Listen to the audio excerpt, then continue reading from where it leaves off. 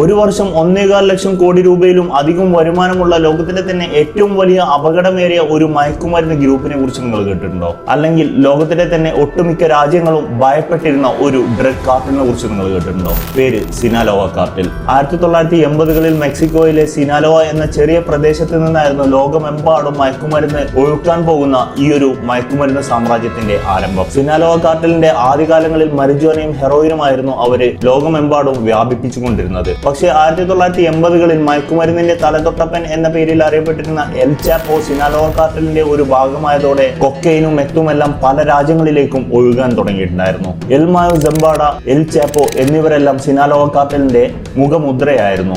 അവർ വഴി കോടികളുടെ മയക്കുമരുന്നുകളായിരുന്നു പല രാജ്യങ്ങളിലേക്കും കടത്തിക്കൊണ്ടിരുന്നത്.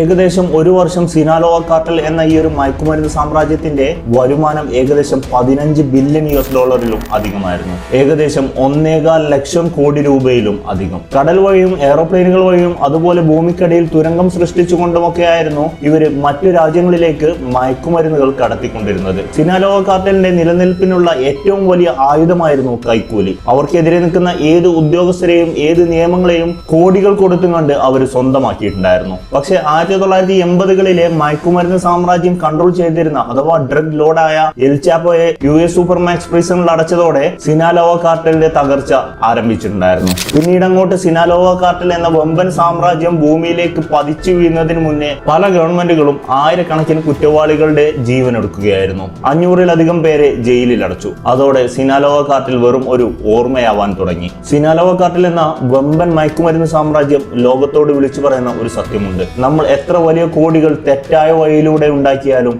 എത്ര വലിയ നിയമങ്ങൾ കോടികൾ കൊടുത്ത് നമ്മളുടെ കൂടെ നിർത്തിയാലും ഒരു കാലത്ത് നിങ്ങൾ സത്യത്തിന്റെയും നിയമങ്ങളുടെയും മുന്നിൽ മുട്ടുകുത്തേണ്ടി വരും. എൽ ചാപ്പോ പോലെയുള്ള വമ്പൻ ഡ്രഗ് ലോഡുകൾ ആഞ്ഞു പരിശ്രമിച്ചിട്ടും പിന്നീട് അങ്ങോട്ട് സിനാലോവ കാർട്ടലിന്റെ കൈ പിടിച്ചുയർത്താൻ പറ്റിയിട്ടില്ല. ഇനിയും കൂടുതലാണ് സിനാലോവ കാർട്ടൽ എന്ന വമ്പൻ മയക്കുമരുന്ന് സാമ്രാജ്യത്തെ കുറിച്ച് പറയാനുള്ളത്. ഇതുപോലത്തെ വീഡിയോസ് നിങ്ങൾക്ക് ഇഷ്ടമാണെങ്കിൽ ഇപ്പൊ തന്നെ ഫോളോ ചെയ്ത് വെച്ചോ. അടുത്തൊരു ദിവസം അടുത്തൊരു വീഡിയോ കാണാം.